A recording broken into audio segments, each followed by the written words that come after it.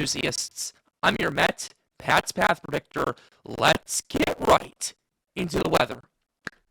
Alright, so here's the situation we have for you, ladies and gentlemen. We have a lot to go over for you today. Starting off, we have our area of interest that is currently over the Gulf Coast, Florida, and the east coast of the United States. Already, we're starting to see some pretty considerable convection starting to flare up over there off the stationary boundary that this low is expected to detach from.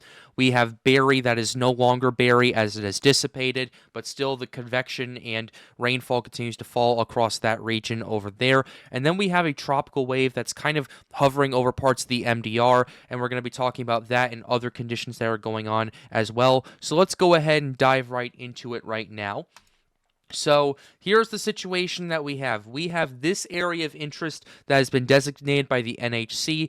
So here's what we got going on. A frontal boundary is expected to stall and weaken off the southeastern U.S. coast late this week. An area of low pressure could develop from the weakening front by the weekend off the southeastern U.S. over Florida or the eastern Gulf. Some gradual tropical or subtropical development rather could thereafter occur thereafter as the low moves little. 20% chance in the next 7 days, 0 in the next 48 hours. This is going to be more of a long-term threat, as I have seen right here. And I do want to take a quick look at surface obs as well, taking a quick gander at Yoshi's website right here, taking a look at surface obs to kind of see where the front is going to be detaching. And based on what I'm seeing right here, I'm thinking it's going to be this low pressure system and this front that moves through parts of the United States that kind of starts to hover over some parts of the Gulf over here at some point. So you're going to want to pay attention to that going forward.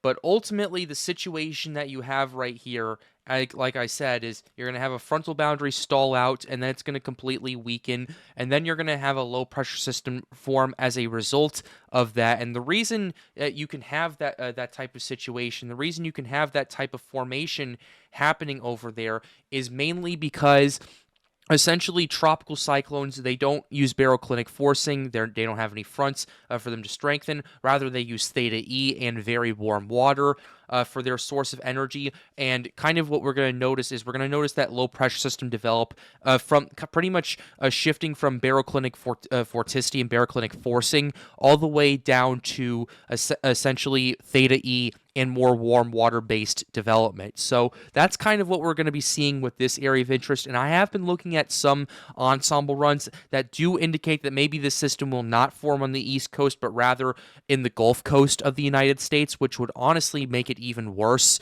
for a lot of areas in Florida, because you're going to have the system make landfall. It's going to cause a flood threat regardless of what happens or not. But ultimately, that's kind of your situation that we have going on with that right here. And shifting over to this right here, this is kind of our tropical cyclone probabilities. We're going to do a quick analysis on this as well.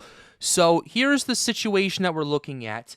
This is for the week of the 30th to the 7th, so pretty much today until next week. What you're noticing here is a pretty big increase in the tropical development probabilities, both in the Gulf region and in parts of the East Coast as well. So that's what we're taking a look at. Matter of fact, we can go ahead and show you what we were seeing this since Wednesday. On Wednesday, we saw this increase over here across much of the East Coast right here, but not so much along the Gulf. Then on the 26th, we saw a really big decrease in the development probabilities over here as well. And then on the 27th, you noticed another increase right here. And taking a quick gander at this, you noticed how the chances for the Gulf region also did increase quite a bit as well. And then going to the 28th as well, you're noticing those odds continue to increase and increase and increase until today, where now we have a 30 to 40% probability of tropical cyclone development in the Gulf before it even makes landfall in Florida. And then you have a even higher chance, 40 to 50% probability on the East Coast, off the coast of Florida, Georgia, and the Carolinas as well. So that's something you're going to want to pay attention to as well. And looking more long-term as well in parts of the MDR, taking a quick gander at this, let's go ahead and go to the 7th to the 14th of July.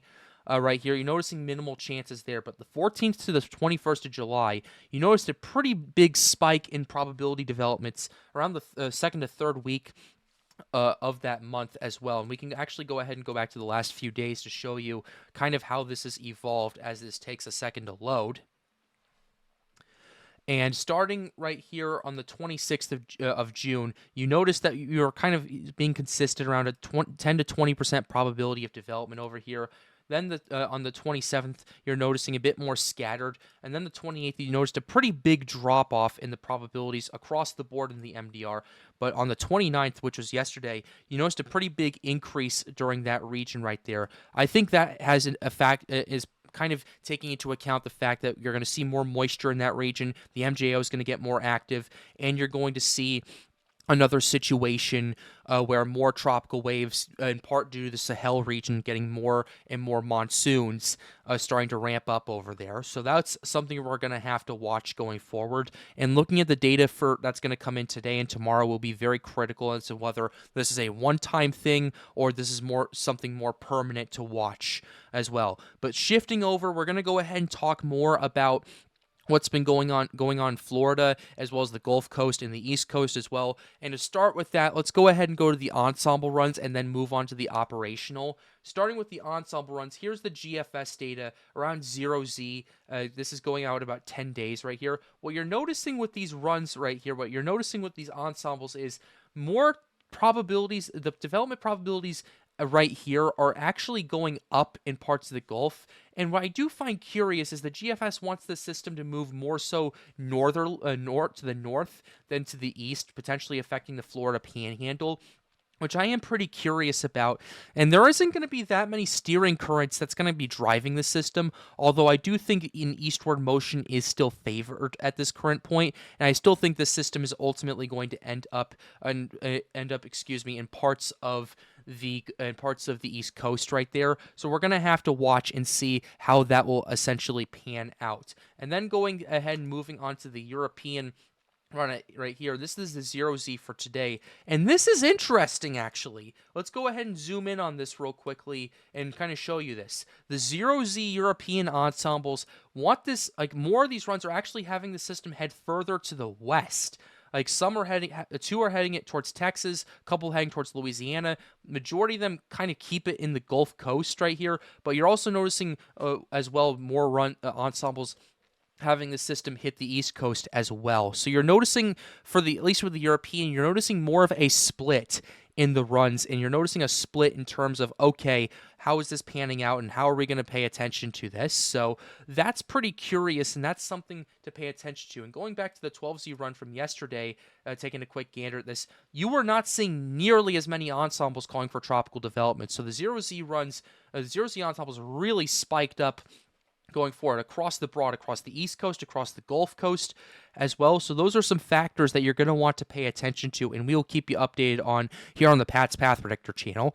Moving on to the operational runs. The operational runs are having a hard time keeping up with the ensemble, so we're going to have to watch and see how ultimately this will go, because the European has this as a more of a disorganized mess, I would say. And taking a quick look at this, the 3rd and the 4th of July, as you're noticing this, you're not noticing that much happening going forward, although you are starting to see a bit of a low pressure system trying to develop along the East Coast around the 5th of July that I'm paying attention to, although it's kind of disorganized and it doesn't really close itself off. So we're going to have to pay attention to that going forward, because the ensembles are not exactly reflecting what the operational is going. And granted, sometimes the operational does take time to catch up with all these runs, but if you see a relatively strong signal from the ensembles and the operationals not showing the same thing, it doesn't mean it's not going to happen. It just means that the operational needs a couple more days or so for it to catch up and for it to ultimately kind of match what we're seeing with the models. And shifting over to the GFS, we can show a similar situation as well. Let's go ahead and show you the 0Z GFS as well, just to kind of compare and contrast. The 0Z GFS, you're noticing low pressure system trying to develop along the Gulf Coast, just off the coast of Florida right here, but you're not seeing that much going forward, although the ensembles are picking up on more development as well. So that's something you're going to want to pay attention to. Now taking a look at the Canadian run, Canadian run is continuing to remain very interesting. We're going to have to pay attention to it going forward. And taking a quick gander at this as well, you're looking at it, it's more disorganized. You're not seeing as much on the Gulf Coast, but on the East Coast, you're having this the system really starting to potentially organize and develop, close itself off. Now, granted, the CMC is having the system moving much faster than a lot of the other runs are, so that you're going to want to pay attention to that going forward. And that's why I'm kind of leaning towards that being more the outlier of the run, but we'll pay attention to it regardless. Lastly, we'll go ahead and show you the icon. Icon's not showing as much development at 12Z, but if we go ahead and go back to 0Z as well, the icon was showing something trying to develop across parts of the Gulf Coast and then kind of moving towards the west as a tropical storm towards Mississippi and Alabama. The icon is a bit more of an outlier, and I think the 12Z did come back to earth a little bit right here, although the 12Z isn't really showing as much development happening, so we're going to want to pay attention to this. And part of the problem with this as well is the lack of steering currents as well. That kind of make this hard to designate. So that's also something to pay attention to as well. Now that we've kind of talked about what's been going on across parts of Florida and parts of the Gulf Coast with this area of interest, now we can talk about more of the main development region, and we could talk about when development's going to start firing off over there. And as we have seen those probabilities starting to increase a little bit over there in parts of the MJO, more moisture, I want to go ahead and show you that just to kind of say, hey, don't take my word for it. There's data to back this up. And so let's go ahead and take a look at this. Let's go ahead and start with the sea surface temperatures across much of the Atlantic over here. Taking a look at the SSTs and watching them right here. The SSTs across much of the main development region, around 28, 29 degrees Celsius in some isolated areas. The 29 degrees Celsius areas are kind of isolated off the coast of Brazil and French Guiana, as well as along the coast of Africa as well. So that's something you're going to want to pay attention to. I'm also noticing that this area right here in the Atlantic Basin is really started to turn up and has really started to increase in its sea surface temperatures, because a couple of weeks ago you were noticing this really starting to surge over here. Now you're seeing areas of 29 plus degrees Celsius waters. So to kind of give you an understanding of what we're looking at right here, we're looking at mid 80s degree Fahrenheit waters close to the tropical subtropical border, which is at 30 degrees north. And that's something that you're going to want to pay attention to. And that's a big threat and a big hazard potentially for areas along the mid-Atlantic, areas in Canada, areas in New England. That increases the threat over there for one discrete reason. The longer and the more north these waters get, the longer these hurricanes, these tropical cyclones, especially late August, September, and October, they have a longer time to sustain their intensity. So that's something you're going to want to pay attention to, and that could lead to a stronger landfall potential for those parts of the region that do get impacted by this. I remember one of my first hurricane I covered on the Pat's Path Predictor channel ever was Hurricane Larry back in 2021. Part of the reason it was as strong as it was when it made landfall in Newfoundland was because of basically the water's moving up further and further up to the north, these warm waters. It was an 85-mile-per-hour hurricane transitioning to an extratropical cyclone at the time of landfall. Or it was 80 or 85. It was one of those two. But for those OGs who remember that, I remember covering that and kind of looking at that. So that's kind of a situation that we might see going forward that does increase the risk of that happening again. But now moving on very quickly to the OHC, here's the ocean heat content as of June 30th right here. Really warmed up across the Atlantic Basin, the Gulf, and consolidated more in the Eastern Caribbean as well. And the MDR's OHC has shifted further and further and further up to the north. Let's go ahead and take a look at it where we started. This is June 1st. OHC was further to the south, more concentrated. And it was the highest OHC totals were more so in the Gulf region along the Loop Current and the northwestern Caribbean. It was concentrated in those two areas. Where are we at right now? Boom, more OHC everywhere. The Gulf Stream is really turned up. The Atlantic Basin, has turned up over here. The Western Gulf has exploded in terms of OHC, and part of the reason Barry got as intense as it did, it got up to 45 miles per hour, is in part due to some of this ocean heat content that it fed off of. So That's another factor to pay attention to. Also, the MDR's OHC is shifted a bit further to the north. So those are all factors that you're going to want to pay attention to later this hurricane season. Now let's go ahead and take a quick look at the wind shear as well. Taking a quick gander at that, here's what we have for you right here. So as you're starting to notice right here, you're noticing the wind shear across much of the main development region has really started to collapse and has really started to weaken considerably as well. Whereas the areas in the Gulf and the Caribbean, it's more up and down, up and down, up and down. It fluctuates a lot. It surges, then collapses, surges, and collapses. That's typical for a July pattern in that part of the region. But what's not typical, especially for late June and early July, is for the wind shear to completely collapse in the MDR. And that is a very big concern for me as a forecaster, because what that's telling me is the shear, at least in some parts of the Atlantic, is ahead of schedule. And if this continues to open up and we continue to see the shear go down, down, down across much of the tropical Atlantic, then you're going to have a higher chance for tropical development earlier in the year than later in the year. So that's something to pay attention to as well.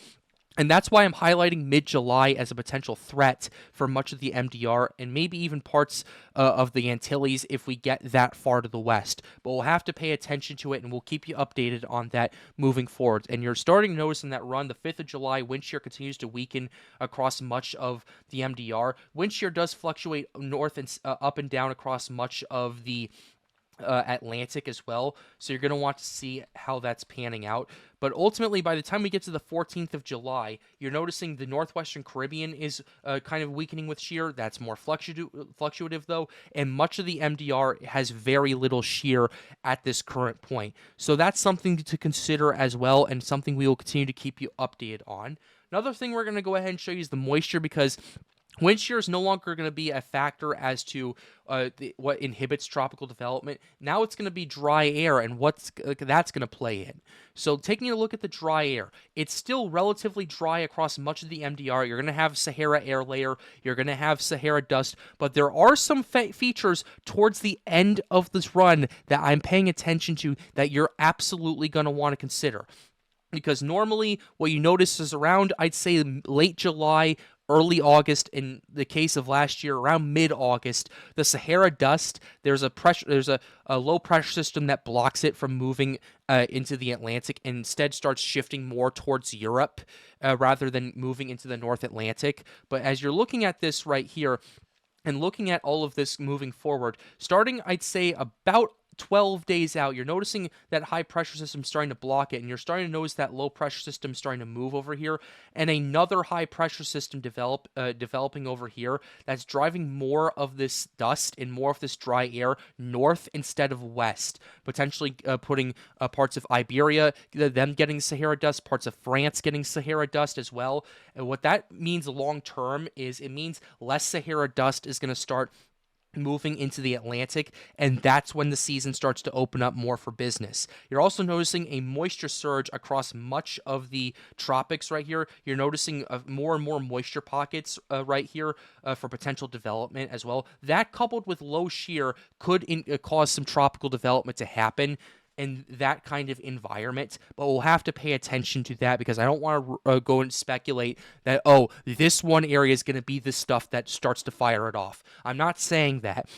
But what I am paying attention to is, okay, this is something to this is something to watch. This is something you need to keep your eyes peeled on, and we'll continue to keep you updated on that. And taking a look at the precipitable water anomalies, oh my goodness, take a look at this. We're seeing a significantly more moist than average region across much of the MDR. And that's a factor you're going to want to pay attention to, especially as that Sahara dust starts to move towards Europe. But those are all factors that we're going to have to continue to keep you updated on, and we'll continue to keep you updated on everything else, as well as the Florida system, especially since that's going to be impacting 4th of July plans here on the Pat's Path Predictor channel. But with that being said, we're going to go ahead and close the video out right here. I really hope you enjoyed it. Be sure to leave a like and subscribe to the channel if you are new. The goal, as always, is to get more people engaged with weather. If you want to help out, you want to hang out, or you want to ask us questions, be sure to join the Storms United Discord server. The link to that is in the end screen. And with that being said, have a wonderful day, guys. Stay safe.